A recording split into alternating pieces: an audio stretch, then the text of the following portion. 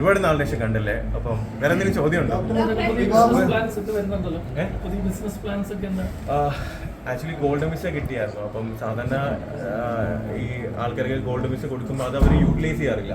അപ്പം നമുക്ക് ഒരുപാട് ഓപ്പർച്യൂണിറ്റി ഉള്ളൊരു സ്ഥലമാണ് UAE അല്ലെങ്കിൽ ദുബൈ ബേസ്ഡ് ആയിട്ടുള്ള സ്ഥലങ്ങളെന്ന് പറയുന്നത്. അപ്പം ഞാനത് എക്സ്പ്ലോർ ചെയ്യുന്നുണ്ട്, ഒരുപാട് കാര്യങ്ങൾ നടക്കുന്നുണ്ട്, ചെറിയ ചെറിയ ആഗ്രഹങ്ങളൊക്കെ ഓരോന്ന് സാധിച്ചു വരുന്നുണ്ട്. അപ്പോൾ അതിൻ്റെയൊക്കെ ഓരോ കൺക്ലൂഷൻ എത്തുമ്പം ഞാൻ നിങ്ങളുടെ അടുത്ത് തന്നെ പറയും. ഇന്ന കാരണം എൻ്റെ ഓരോ ആഗ്രഹങ്ങൾ അല്ലെങ്കിൽ എനിക്ക് ഓരോ നല്ല കാര്യങ്ങൾ നടക്കുമ്പോൾ നിങ്ങളുടെ അടുത്ത് കൊണ്ട് ഷെയർ ചെയ്യണമെന്നുള്ള എൻ്റെ ഒരു ആഗ്രഹമാണ്.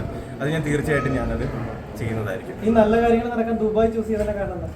ദുബൈ എന്ന് പറയുന്നത് എനിക്ക് ഗോൾഡൻ വിസ കിട്ടിയതാണ് ഫസ്റ്റ് ഒരു കാര്യം. കാരണം അവിടുത്തെ ഗവൺമെൻറ് അംഗീകരിച്ച് എനിക്ക് ആ ഒരു ഗോൾഡൻ വിസ എന്ന് പറഞ്ഞൊരു കാര്യം തന്നപ്പം സത്യം പറഞ്ഞാൽ എനിക്കതൊരു എന്താ പറയുക, എനിക്ക് ഭയങ്കര പ്രൗഡ് മൊമെൻ്റ് ആയിരുന്നു. കാരണം അത് ഒരു പ്രിവിലേജ് ആയിട്ട് കണ്ടു. പിന്നെ ഞാൻ അതിൻ്റെ പോസിബിലിറ്റീസ് എന്താണ്, ചാൻസസ് എന്താണ്, അത് വഴി നമുക്ക് എന്തൊക്കെ കാര്യങ്ങൾ ചെയ്യാൻ പറ്റും. സോ അങ്ങനെയുള്ള കുറേ കാര്യങ്ങളൊക്കെ ഞാനൊരു സ്റ്റഡി ചെയ്തതിന് ശേഷമാണ് ഓക്കെ ശരി UAE അല്ലെങ്കിൽ ദുബൈ നല്ലൊരു ഓപ്പർച്യൂണിറ്റി ഉള്ള സ്ഥലമാണ്. പിന്നെ അവിടുത്തെ ലോ സിസ്റ്റവും പിന്നെ അവിടുത്തെ ജീവിത ശൈലി എല്ലാം കുറച്ചുകൂടെ അഡ്വാൻസ്ഡ് ആണ്, ബെറ്റർ ആണ് തോന്നി. പക്ഷേ എനിക്ക് എപ്പോഴും കേരളം തന്നെയാണ്. കാരണം നിങ്ങൾ തന്നെയാണ്, കേരളത്തിലുള്ളവർ തന്നെയാണ് എനിക്കൊരു എന്താ പറയുക ഒരു ഐഡൻറ്റിറ്റി അല്ലെങ്കിൽ എന്നെ തിരിച്ചറിയാൻ കാരണം കേരളം തന്നെയാണ്. സോ അപ്പം എല്ലാവരും പോകുന്നില്ല അധ്വാനിക്കാൻ വേണ്ടി പുറം നാട്ടില്ല, അതുപോലെ ഞാനും പോകുന്നുണ്ട്. എന്തെങ്കിലുമൊക്കെ നടക്കട്ടെ അല്ലേ.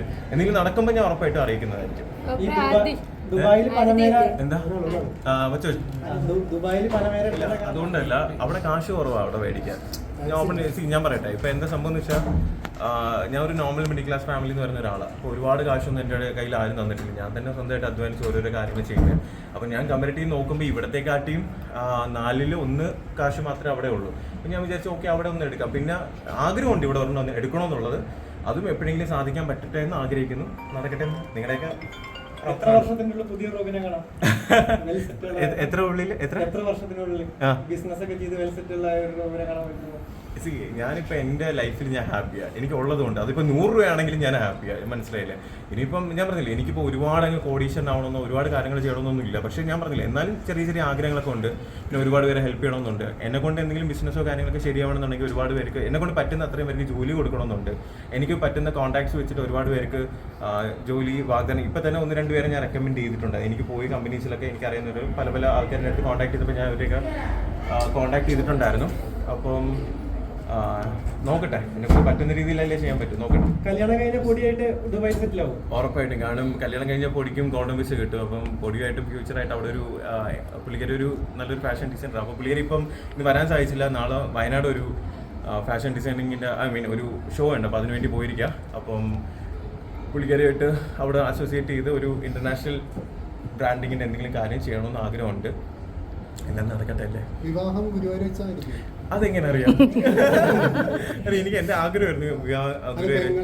അതെ, അപ്പോൾ എന്തായാലും ഗുരുവായൂർ വെച്ചിട്ടായിരിക്കും. അതിനാണ് ട്രൈ ചെയ്യുന്നത്. അപ്പം മാക്സിമം ഗുരുവായൂരായിരിക്കും. അല്ലെങ്കിൽ ഞാൻ അറിയിക്കാം, എവിടെയെന്ന് വെച്ചാൽ അറിയിക്കാം. ഉറപ്പായിട്ടും അറിയിക്കാമെന്ന് അറിയാമല്ലോ. പിന്നെ എന്തിനാണ്? പിന്നെ ഭയങ്കര ഹാപ്പി കേട്ടോ. കാരണം ഭയങ്കര പോസിറ്റീവ് ആയിട്ടുള്ള ഒരു എന്താ പറയുക, നിങ്ങളെല്ലാവരും കുറേ നാളിന് ശേഷം കാണുന്നത്. സത്യം പറഞ്ഞാൽ യൂഷ്വലി ചിലർ എന്ത് ചെയ്യാറുണ്ട്, ഞാൻ ഓപ്പൺ ആയിട്ട് പറയാം, ചിലർ നമ്മളെ കുത്തി പ്രൊവോക്ക് ചെയ്യാറുണ്ട്. പക്ഷെ നിങ്ങൾ ആരും അത് ചെയ്യുന്നില്ല. ഞാൻ നോക്കിയിരുന്നു ആരെങ്കിലും ചെയ്യുമെന്ന്, പക്ഷെ ആരും ചെയ്യുന്നില്ല. Thank you so much. എന്താ പറയാ, എന്നെ ഇഷ്ടമാണോ? അയ്യോ ഒത്തിരി ഇഷ്ടം. സത്യം പറയാ. അയ്യോ എന്നറിയത്തില്ലേ ഡോക്ടറെ? ചേച്ചിയുടെ പേരെന്താ?